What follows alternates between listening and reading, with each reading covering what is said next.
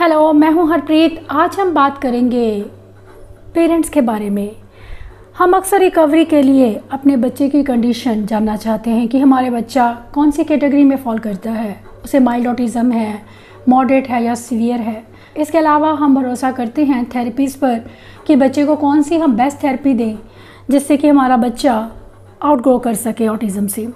एक तीसरी चीज़ होती है इम्पॉर्टेंट कि हम फिर मेडिसिन का सहारा लेते हैं बच्चे के बिहेवियर इश्यूज़ को कम करने के लिए कि उसमें बिहेवियर्स आ रहे हैं। अक्सर जो मुझे फ़ोन कॉल्स आती हैं वो इन चीज़ों के रिगार्डिंग आती हैं। ये 3 फैक्टर्स वो हमेशा लोग मुझसे डिस्कस करते हैं कि मैडम कौन सी थेरेपीज़ बच्चे को देनी चाहिए, कौन सी थेरेपी बेस्ट है बच्चों के लिए, ABA या OT, या फिर इसके अलावा बच्चों को कौन सी चीज़ देनी चाहिए, मेडिसिन आयुर्वेदिक या होम्योपैथिक कौन सी वर्क करती है ऑटिज़म के लिए, या फिर एक ये कंसर्न होता है इज़ इट माइल्ड, मॉडरेट और सीवियर। लेकिन यहाँ इन 3 चीज़ों से हटकर मैं आज बात करना चाहूँगी जो कि बहुत इम्पॉर्टेंट है, और ये मेरा जो वीडियो है वो स्पेशली पेरेंट्स के लिए है, जो आपको हेल्प करेगा यह जानने के लिए वो इम्पॉर्टेंट स्टेप्स लेने के लिए कि हमें कौन से वो स्टेप्स लेने हैं जिससे कि हमारा बच्चा रिकवर हो। क्योंकि इन 3 चीज़ों से ऊपर भी एक चीज़ होती है, वो है आपका एटीट्यूड कैसा है, आप बच्चे के साथ में कितना वक्त गुजार रहे हैं, बच्चे को क्या सिखा रहे हैं, किस तरह से बिहेव कर रहे हैं, एनवायरनमेंट कैसा है घर का, इन सब चीज़ों पर। दूसरी एक चीज़ कि आपकी थॉट्स क्या हैं ऑटिज़म के बारे में, इन चीज़ों पर निर्भर होती है बच्चों की रिकवरी। ये सबसे बड़ा मैं पॉइंट मानती हूँ। इन सब चीज़ों से ऊपर है ये, अक्सर इसे लोग इग्नोर करते हैं, लेकिन मेरे ख्याल से पेरेंट्स की इन्वॉल्वमेंट, पेरेंट्स का रोल सबसे ज़्यादा इम्पॉर्टेंट है किसी भी थेरेपी से, किसी भी कैटेगरी से या किसी भी मेडिसिन से। सबसे पहले मैं बात करूँगी कि एक चीज़ ये होती है कि बहुत से पेरेंट्स मुझे ये बताते हैं कि मैं बताया कि आपका बच्चा कभी ठीक नहीं हो सकता, इसे ऑटिज़म है। अगर आपको डॉक्टर ने यह चीज़ बता दी है और आपने उस चीज़ को अपने मन पर ले लिया है तो आप गलत कर रहे हैं। पेरेंट्स की भूमिका का पहला जो स्टेप है वो है आपका एक्सेप्ट करना ऑटिज़म को, कि सिचुएशन चाहे कैसी भी है मुझे एक्सेप्ट करना है। कोई कुछ भी कहे मुझे अपने दिल की सुननी है कि ऐसा नहीं है कि ऑटिज़म ठीक नहीं हो सकता। आजकल अवेयरनेस इतनी ज़्यादा है कि ऑटिज़म से बहुत से बच्चे रिकवर हो रहे हैं, और इसकी सबसे बड़ी वजह है पेरेंट्स का डेडिकेशन, पेरेंट्स का अपने बच्चों के प्रति लगाव बहुत इम्पॉर्टेंट है बच्चों की रिकवरी के लिए। अगर आपके डॉक्टर ने आपको ये बताया है कि बच्चे का ऑटिज़म है और कभी ठीक नहीं हो सकता है तो आप इस चीज़ को लेकर मत बैठिए, क्योंकि अक्सर डॉक्टर्स ये चीज़ बोलते हैं और ये काफ़ी हद तक ठीक भी है कि लाइफ लॉन्ग कंडीशन है, ऑटिज़म को हम लाइफ लॉन्ग कंडीशन मानते हैं। लेकिन हमें कोई हक नहीं है कि हम पेरेंट्स से वो आखिरी उम्मीद भी छीन लें ये कहकर कि आपका बच्चा कभी ठीक नहीं हो सकता, क्योंकि बहुत से बच्चे ऐसे हैं जो माइल्ड केस में है और जो सही एज में डायग्नोस हो चुके हैं, जिनका अर्ली डिटेक्शन हो चुका है और जिन्हें थेरेपीज मिल रही हैं, इंटेंसिव थेरेपीज मिल रही हैं, घर का अच्छा माहौल मिल रहा है, तो वो बच्चे ज़रूर रिकवर कर सकते हैं ऑटिज़म से। इसीलिए इस चीज़ को, इस धारणा को मन में मत बैठने दीजिए कि आपका बच्चा रिकवर नहीं हो सकता। मेरी एक रिक्वेस्ट भी है सभी डॉक्टर्स से, सभी साइकोलॉजिस्ट से कि पेरेंट्स को कभी भी इस चीज़ के लिए डीमोटिवेट मत कीजिए, उसे प्रिपेयर कीजिए कि वो काम करें, कि जितना आप काम करोगे बच्चे के साथ में उतने रिजल्ट्स अच्छे मिलेंगे। क्योंकि वो जो चीज़ आपको बता रहे हैं वो आधा सच है, पूरा सच ये है कि ऑटिज़म लाइफ लॉन्ग कंडीशन तो ज़रूर है, लेकिन इसमें इम्प्रूवमेंट्स इतनी ज़्यादा हैं कि बच्चे आपके लगभग रिकवर कर जाते हैं। इसीलिए इस चीज़ को लेकर मन में मत बैठिए। सबसे पहला पॉइंट यही है कि जब बच्चे का डायग्नोस हुआ है तो आप अपना दिल मत हारिए और बच्चे के साथ काम कीजिए। कई बार ऐसा भी होता है कि बच्चे का डायग्नोस नहीं हो पाता है, डॉक्टर्स कहते हैं अभी थोड़ी देर रुको। अगर कुछ ऐसे आप ऑटिज़म के सिम्टम्स अपने बच्चे में नोट करें जो बाकी बच्चों से अलग हैं, बच्चे में कुछ मिसिंग लग रहा है आपको अपने बच्चे में, तो हमें ध्यान से देखने की ज़रूरत है। इसके लिए हमें किसी डायग्नोस की वेट करने की ज़रूरत नहीं है कि हमें कोई डायग्नोसिस मिलेगा तभी हम बच्चे के साथ काम शुरू करेंगे। आपको उन अर्ली ईयर्स में बच्चे को वो काम करवाने की ज़रूरत है जो लग रहा है आपको कि आपका बच्चा नहीं सीख पा रहा है बाकी बच्चों की तरह। अगर हम घर पर ही एक टेस्ट करना चाहें तो बहुत ही सिंपल 2 टेस्ट हैं जो आप बच्चे का घर पे कर सकते हैं, जिससे आपको ये पता चल सकता है कि आपके बच्चे को वाकई में ही ऑटिज़म है या नहीं है। वैसे तो ये चीज़ें इतनी मैटर नहीं करती हैं कि बच्चे को क्या है, काम तो हमें फिर भी करना है। अगर बच्चे को कोई और डिफ़िकल्टी है तब भी, और अगर ऑटिज़म है तब भी काम तो हमें करना है। लेकिन जब ऑटिज़म होता है हम थोड़े उस चीज़ को लेकर और ज़्यादा अवेयर हो जाते हैं। आप सबसे पहले आपको टेस्ट करना है जो घर पे, सबसे पहले कि आपका बच्चा नाम को रिस्पॉन्ड करता है कि नहीं। बहुत से पेरेंट्स कहते हैं कि हमारा नाम हम बोलते हैं तो वो देखता है, सुनता है, लेकिन क्या वो स्ट्रेंजर्स की आवाज़ को भी नोटिस करता है? स्ट्रेंजर्स की आवाज़ पर भी वो अपना हेड टर्न करता है? 10 में से वो कितनी बार करता है? अगर तो वो 5 या 6 बार भी कर रहा है तो गलत है। उससे 8 से 9 बार अपना हेड टर्न करना है, उसे देखना है कोई उसका नाम बुला रहा है, क्योंकि ये चीज़ एक बहुत इंपॉर्टेंट रहती है। एक बहुत बड़ा सिम्टम है ऑटिज़म का कि बच्चा आप बुला रहे हैं और बच्चा रिस्पॉन्ड नहीं कर रहा है। दूसरा एक चीज़ होती है कि बच्चा आपको देखता ही नहीं है, वो आसपास की चीज़ों को ज़्यादा देख रहा है, आपको नहीं देख रहा है। ये दूसरा एक इम्पॉर्टेंट साइन है। तीसरा इम्पॉर्टेंट जो साइन ऑटिज़म का मैंने देखा है, ये 3 साइंस अगर आप देख लेते हैं बच्चे में, तीसरा इम्पॉर्टेंट साइन है कि बच्चा आपका हाथ पकड़कर उस चीज़ पर रख देता है जो चीज़ उसे चाहिए। कम्युनिकेशन में जब मैं बात करूं कम्युनिकेशन की, तो आपको इस तरह से अपनी चीज़ बताता है। तो ये 3 साइंस जो हैं ये पूरी तरह से इंडिकेट करते हैं कि आपके बच्चे को ऑटिज़म है, और ये बहुत ज़्यादा हाई चांसेस होते हैं इस चीज़ के कि बच्चे को ऑटिज़म है, और हमें उसी वक्त अवेयर होने की ज़रूरत है और बच्चे के साथ में उस हिसाब से काम करने की ज़रूरत है। अब जो है कि जब हम रिकवरी की बात करते हैं तो हम ABA थेरेपी, OT बाहर जाते हैं देखने कि हमारा बच्चा कहाँ ठीक हो सकता है। रास्ता आपके घर में ही है। आपको अपने बच्चे के साथ में मैक्सिमम टाइम स्पेंड करना है, जो बहुत ज़रूरी है, क्योंकि ऑटिज़म में अक्सर आपने देखा होगा कि आपका बच्चा आपको नहीं देखता है, सराउंडिंग्स को नहीं देखता है, वो कॉन्शियस कम लगता है और वो चीज़ों में ज़्यादा इन्वॉल्व रहता है, चाहे वो इलेक्ट्रिक गैजेट्स हैं, फ़ोन हैं, किसी भी तरह का कोई ऐसी चीज़ है जिसमें आपका बच्चा बहुत ज़्यादा इन्वॉल्व है। आप उस चीज़ से उसका ध्यान हटाकर अपनी तरफ लगाने की कोशिश कीजिए। जितना आप उसे एनवायरनमेंट के साथ जोड़ेंगे, अपने साथ जोड़ेंगे जितना उसे, उतना ही उसकी अवेयरनेस बढ़ती जाएगी। और ये एक बहुत बड़ी इंपॉर्टेंट चीज़ होती है, इन्वॉल्वमेंट, बच्चे को एंगेज करना किसी ना किसी चीज़ में। एंगेज करने का मतलब यह नहीं है कि आपने एक चीज़ उसको दे दी है और छोड़ दिया ऐसे ही, नहीं। हमें एंगेज करना है तो उसे उसके साथ में बात भी करनी है। अगर हमने उसके हाथ में फ़ोन दिया है तो हम फ़ोन उससे लेकर हम उससे पूछेंगे कि आपने क्या देखा था। ये चीज़ें बहुत मैटर करती हैं। अगर आपने टॉयस उसको दिए हैं तो टॉयस में खेलने के साथ साथ आप उसको बता रहे हैं, उसके साथ में कुछ ना कुछ आप इंटरेक्ट कर रहे हैं, टॉयस को अपनी आंखों के पास लाकर बोल रहे हैं कुछ। ये चीज़ें भी बच्चों को आपके साथ जोड़ती हैं। आप कुछ अच्छे टॉयस ले सकते हैं, सेंसिटिव टॉयस ले सकते हैं बच्चों का अटेंशन लेने के लिए। जितना आप बच्चे आपको देखना शुरू कर देते हैं, उनका अपने में लॉस्ट रहना कम होता जाता है, क्योंकि जब बच्चे का इन्वायरमेंट इतना रीइंफोर्सिंग होता है तो बच्चे ऑटोमेटिकली उस इन्वायरमेंट की तरफ अट्रैक्ट होते हैं।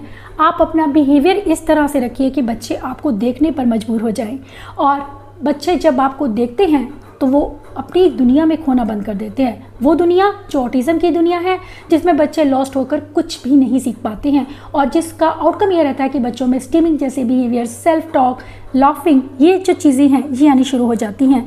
और ये बिहेवियर से बचाने के लिए बहुत ज़रूरी है कि हम बच्चे को अपने साथ कनेक्ट करें। यहाँ मैं यह कहना चाहूँगी कि बहुत से लोग ये भी कहते हैं कि मैडम एंगेज रखना है बच्चे को, एंगेज कैसे रखें?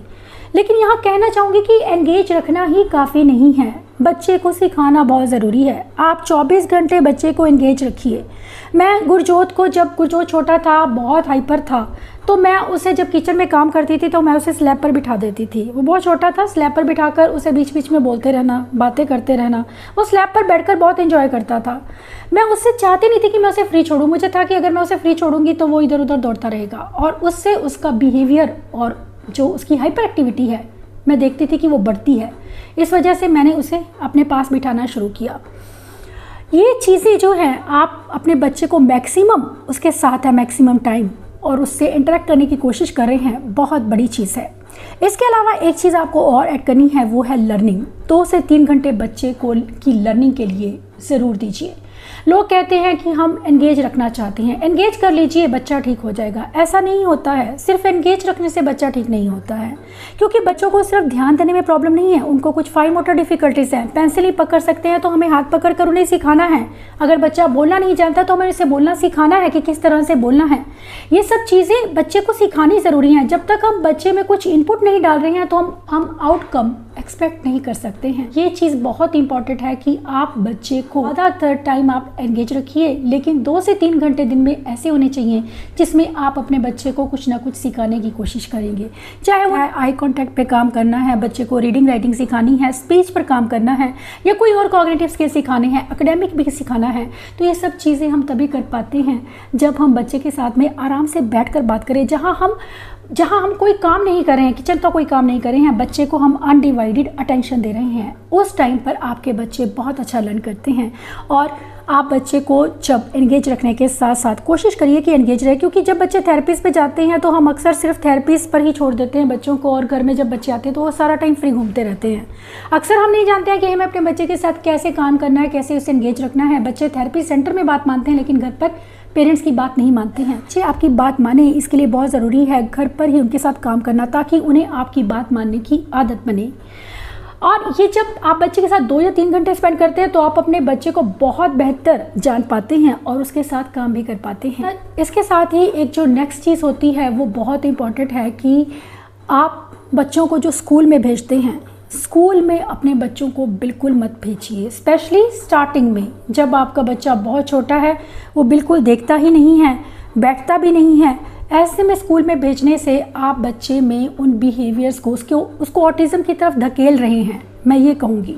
क्योंकि बच्चे को जब कोई समझ नहीं रहा है, आप उस जगह पर उसको भेज रहे हैं जहाँ एनवायरनमेंट उसके लिए जहाँ उसके लिए एनवायरनमेंट इतना इंटरेस्टिंग नहीं है, कोई उसको कमांड दे रहा है, कोई उससे ऊंची बात कर रहा है, आसपास का सेंसरी जो माहौल है, जो सेंसरी डिस्ट्रैक्शंस हैं, उससे भी बच्चा आपका कोई सीख नहीं रहा है। और एक चीज़ कि बच्चे को सेल्फ लॉस्ट होने का मौका मिल रहा है, बहुत ज़्यादा अपॉर्चुनिटीज़ उसको मिल रही हैं कि वो अपने आप में गुम हो रहा है, और इस तरह से बच्चे कनेक्ट होने की बजाय बच्चे अपने आप में लॉस्ट रहना शुरू कर देते हैं, और उसका रिजल्ट होता है कि बच्चों में रिग्रेशन आना शुरू हो जाता है।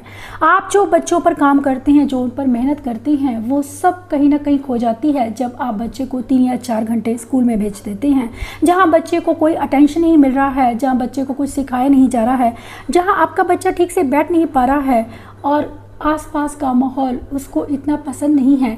आपने उसे स्कूल में भेज दिया है, लेकिन जो आउटकम रहता है स्कूल भेजने का वो रहता है रिग्रेशन ज़्यादातर केसेस में, क्योंकि जब बच्चे जानते ही नहीं हैं कि सीखना कैसे हैं, उन्हें हम स्कूल में भेज नहीं सकते हैं। पहले हमें उन्हें सिखाना है कि सीखना कैसे है। जब आपका बच्चा सीखना सीख लेता है कि सीखना कैसे है, तभी आप बच्चे को स्कूल भेजें, नहीं तो आप घर पर ही उसके साथ काम करें, क्योंकि स्कूल में अक्सर बच्चे ज़्यादा लॉस्ट होने लगते हैं। मेरे पास बहुत से ऐसे केसेस आते हैं जो स्कूल में बच्चे रिग्रेस हो गए। बच्चे पहले काफ़ी हद तक ठीक थे, लेकिन जब उन्हें स्कूल भेजा गया, पहले उन्हें स्टार्टिंग में तो ध्यान दिया गया, लेकिन धीरे धीरे बच्चे को दूर कर दिया गया और बच्चे रिग्रेस हो गई। और ये चीज़ आपके बच्चे के साथ ना हो, ऐसी कोई सिचुएशन आपको फेस ना करनी पड़े, तो इसके लिए ज़रूरी है कि आप स्कूल को पहले तो बिल्कुल ना कर दीजिए कि मुझे स्कूल अभी नहीं भेजना है। पहले मुझे बच्चे को रेडी करना है, उसमें वो स्किल्स डेवलप करने हैं, ताकि मेरा बच्चा स्कूल में जाकर सीखे, वहाँ पर वो अपने आप में लॉस्ट ना रहना ना सीखे, बल्कि वो दूसरों को देखना सीखे। अब जो नेक्स्ट स्टेप होता है कि बीइंग ए पेरेंट, हमारा जो एक चीज़ होती है कि मदर्स ज़्यादातर मैं देखती हूँ कि वर्किंग होती हैं। जब बच्चे को थेरेपी सेंटर में भेज दिया, वो खुद काम पर हैं, घर में आया है बच्चा, घर में भी उसको कोई समझ नहीं रहा है। मदर का रोल बहुत इम्पॉर्टेंट है। ऐसे में मैं कहना चाहूँगी कि अगर आपके लिए जॉब इतनी इम्पॉर्टेंट नहीं है तो आप उस जॉब को छोड़ दीजिए। जॉब को छोड़कर आपका जो बहुत ज़्यादा इम्पॉर्टेंट जॉब है उस पर हमें ध्यान देना है कि बच्चे को देखना हमें हमारा बच्चा हमारी प्रायोरिटी है, उस पर हमें ध्यान देना है। क्योंकि जो अर्ली ईयर्स उसके हैं वो टाइम अगर बीत जाएगा, अगर हम कहें कि हम आज जॉब कर लेते हैं, कल उसको देख लेंगे, तो वो टाइम जो चला गया है वो वापस नहीं आने वाला है। उसकी इंपॉर्टेंस जो है वो इतनी ज़्यादा है कि वो आपके बच्चे की आगे पूरा उसका फ्यूचर डिटरमिन होगा। तो ये एक चीज़ आप मानकर चलिए कि जो आज वक्त आप बच्चे को दे रहे हैं, उस पर पूरा टाइम लगा रहे हैं, उसके आउटकम आपको बहुत अच्छे मिलने वाले हैं। तो इसीलिए कोशिश कीजिए कि अगर पॉसिबल हो तो जॉब को छोड़िए और अपने बच्चे पर ज़्यादा से ज़्यादा ध्यान दीजिए।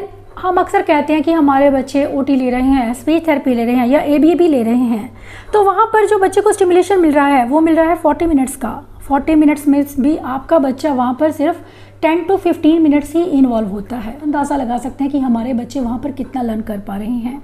ऐसे में घर में बच्चा आपके पास 24 आवर्स के लिए है।